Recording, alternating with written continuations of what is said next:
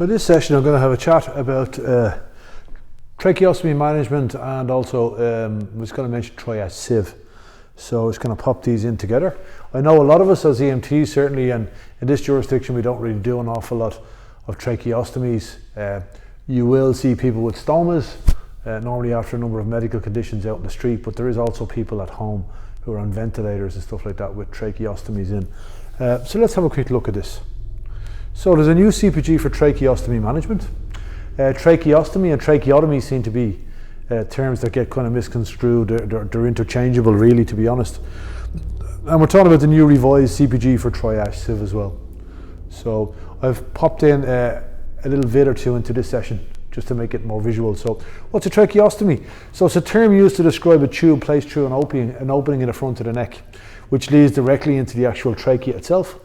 The opening may be referred to as a stoma. So the opening is normally a stoma, and you will see a lot of post-cancer patients and stuff with stomas. They're neck breathers. It facilitates air entry directly into the trachea below the level of the vocal cords. Okay. So why is a tracheostomy performed? So it can be performed for many reasons. Common presentations, so esophageal or neck cancers, neuromuscular disorders such as muscular dystrophy, where they just don't have the capacity to utilize the actual smooth muscle in the upper airway. Spinal injuries, birth defects, tumours, upper airway obstructions. Prolonged ventilator support is probably one of the most common ones that you will see in hospital, and chronic lung diseases. So this is just some of the reasons why you would have a tracheostomy inserted into a stoma. I have a short little video here which I'll pop on. You can have a look.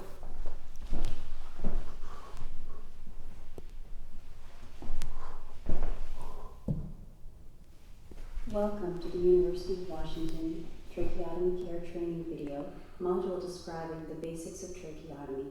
By the end of this video, you will be able to explain what a tracheotomy is using proper terminology, explain other related and important terms, understand common reasons for performing a tracheotomy, understand the basic changes in function after a tracheotomy.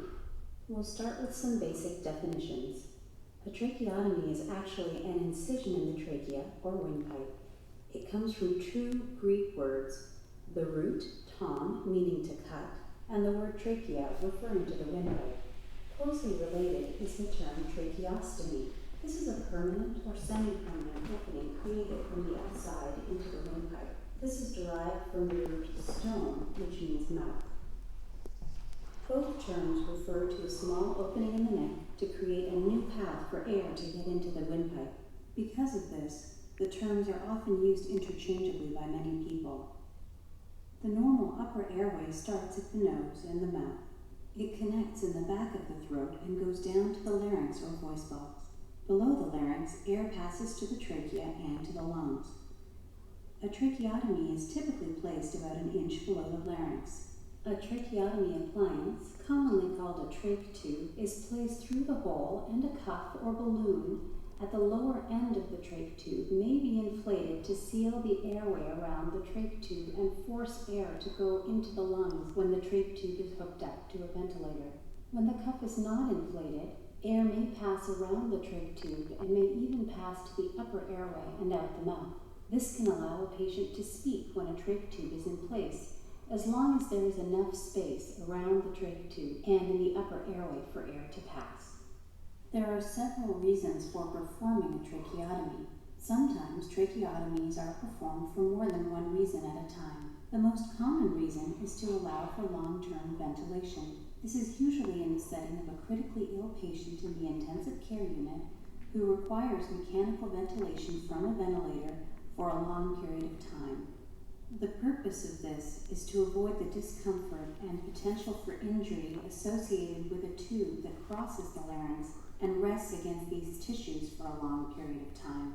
Another advantage is that it decreases the distance air needs to travel from the outside world into the lungs, which can help weak patients breathe more easily and possibly come off the ventilator more easily. While the ICU is the most common setting for long-term ventilation, it is also seen in patients with chronic neuromuscular disorders like muscular dystrophy and spinal cord injury. In these cases, the cuff may be left deflated to allow the patient to more easily speak or swallow if they are otherwise able.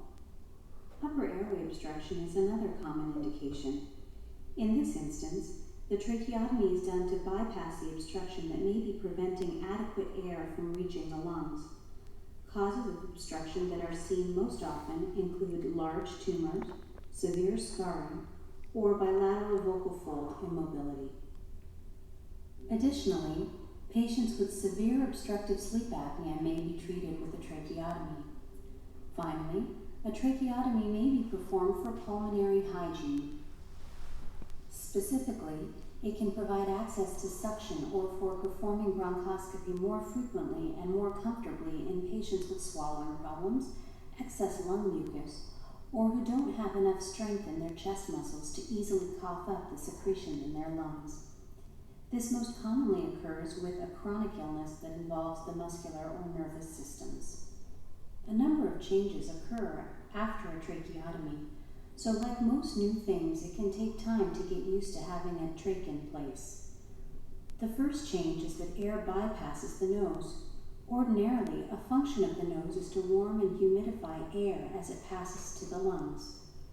Because this function is lost, there is a need for alternate means of humidification to avoid dryness, which can lead to discomfort and buildup of dry secretions in the lungs. The most common source of humidification is a humidification machine. However, there are other alternatives available, including a filter that can be placed on the trach tube. Also, as a result of air bypassing the nose, smell and taste are often impaired, and patients often experience a runny nose since nasal mucus is no longer easily drawn into the throat as it was before. A tracheotomy may also impair swallowing, although typically not severely. It can impair swallowing by preventing the larynx from rising during the swallow. The second way it affects swallowing is by changing the pressure inside and outside the throat.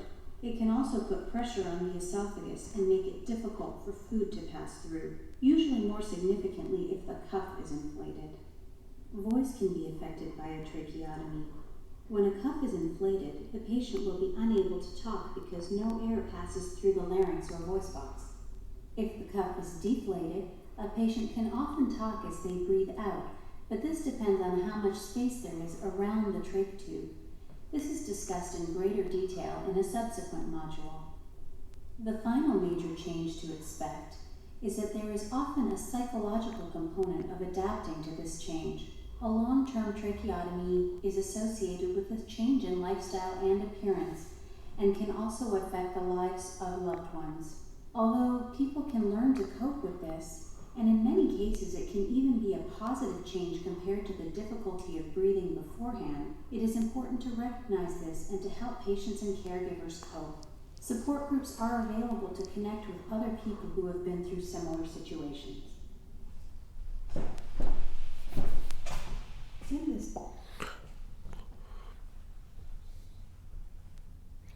Okay, so that's just given us a bit of an easy overview with some nice visuals there. Tracheostomy tubes themselves, there's a number of different ones, and you can see not only are they different in size. This guy here has actually got an inflatable cuff again to seal the trachea when that's sitting in situ. It has an inner tube as well, as they all do, but they all look a little bit differently. So there's many different types. We're going to have a couple on the day for your upskilling. We're going to practically manage trach tubes, so it'd be nice to have a look at them visually. Tracheostomy, some complications. So a lot of the time we mentioned some of the reasons why people get these. A lot of them are neuromuscular issues and the likes of tumours and stuff like that. Because of the fact that we no longer humidify or warm air going down into the lungs, you know, as our colleague mentioned there, these people tend to be predisposed to a lot of chest infections and mucus, and a significant number of them are not mobile. So what we tend to get is we can get obstructions from secretions, and they can be quite thick and gluey, which, you know, down in situ in the trachea can actually just block the airway itself. The tube can be dislodged. There can be some bleeding from the stoma, which is the hole obviously in the front of the neck. Tube may be misplaced on reinsertion, so popping it in, we need to be careful and make sure it's going into the actual trachea itself. You can have a false track, which may be created with a fresh tracheostomy. In other words, instead of going directly into the trachea itself, it goes in between the skin and the actual trach itself.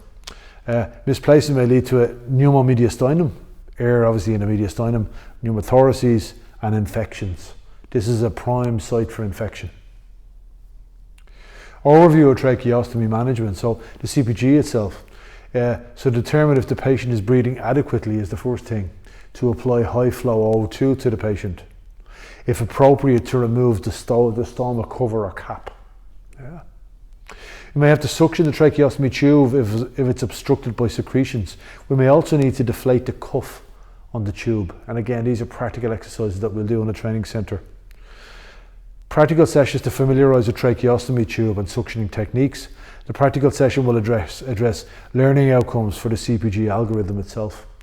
The secretions may be thick and gluey. We may have to actually introduce 1 or 2 mils of saline water to break down the viscosity of the actual mucus plug itself while at the same time suctioning simultaneously.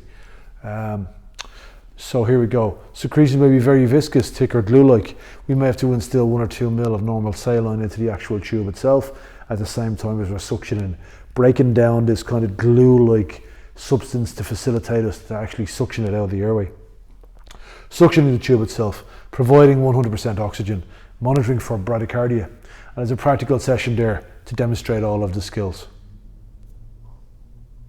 So suctioning, managing mucus plugs, etc., and changing the inner cannula. I have a short little video for this too, guys, so have a look at this one. Welcome to the University of Washington Tracheotomy Education module. In this video, we will discuss how to suction through a tracheotomy tube, manage mucus, and change the inner cannula. At the end of this module, you will be able to list the common reasons for suctioning through a trach, describe the equipment needed and steps for suctioning, describe how to use sterile saline to assist with removing secretions, list several risk factors for and initial management of mucus plugging, and discuss some advanced maneuvers for managing mucus plugs. The inner cannula is a small tube that fits within the main trach tube. It lines the trach tube for the purposes of keeping the main tube clear of mucus and obstructing plugs. When the inner cannula becomes dirty with mucus, it can easily be removed and cleaned and then replaced. This keeps the trach tube cleaner and always open for easy breathing. The inner cannula should be replaced relatively soon before the outer cannula becomes plugged with mucus and crust.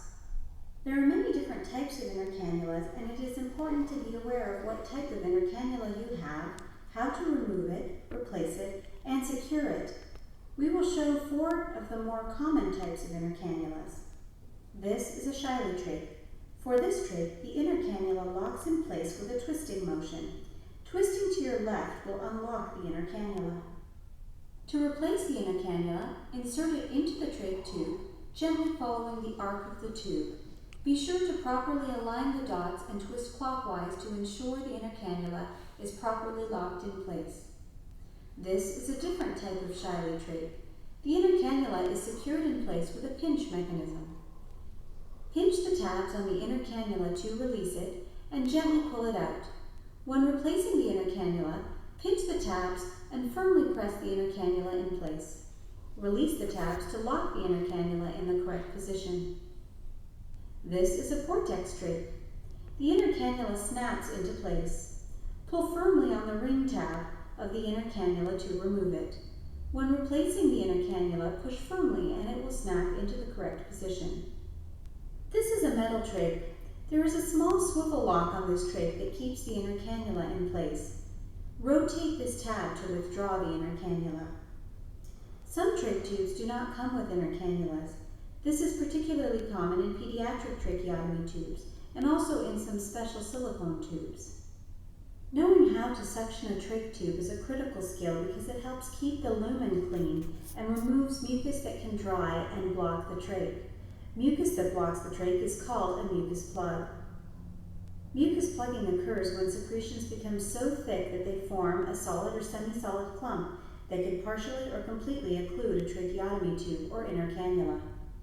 Risk factors for mucus plugging include dehydration, which thickens secretions, poor lung hygiene, infection, and prior radiation therapy, which causes a reduction in the mucus-producing glands in the lining of the airway. Most mucus and small amounts of crusting can be cleared with proper suctioning and with the use of saline when needed. By clearing thinner mucus, larger crusts can be avoided since a mucus plug doesn't get a chance to build up. This is one type of tracheotomy suction kit. Similar equipment can have different packaging. The kit is sterile. It is important to be very clean when suctioning a tracheotomy tube. This kit includes a suction catheter and gloves. You will also need to have a suction machine and suction tubing available. When you're ready to suction, attach the suction tubing and turn on the suction machine. The patient should have a washcloth or paper towel handy because suctioning often causes a patient to cough. Open the suction packaging, put on the gloves and attach the suction catheter to the suction tubing. Without applying suction, insert the catheter into the trachea until resistance is met or until the patient coughs. Cover the hole on the catheter to start the suctioning. Then, slowly withdraw the catheter. This process can be repeated several times until most of the secretions are removed from the trach tube. When you are finished suctioning, wind the catheter around the right hand and fingers, disconnect the adapters, and remove the right glove over the catheter.